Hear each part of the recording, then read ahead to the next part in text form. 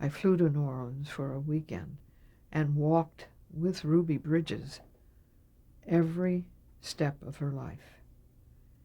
And it was important, as I felt I wanted to be sure where they lived and how it was almost miraculous how all of those things that were in her life and in the book came to life as we found them.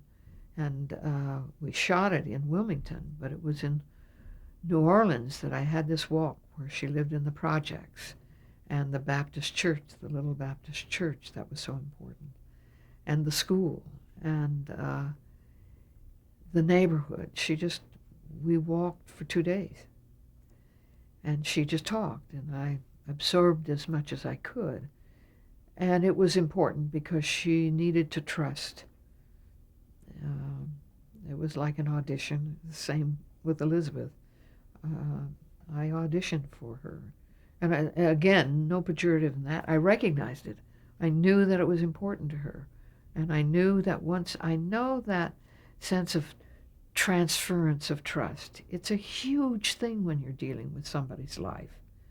And we've done several, starting with Marva.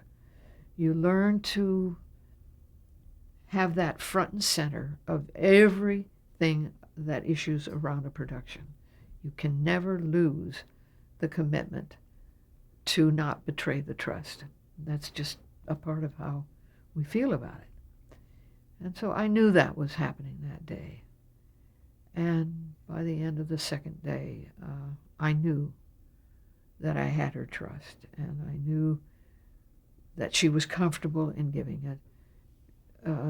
There are always reservations about it, and I know that's part of the human dynamic. But it was that fed the selection of how to go through Wilmington.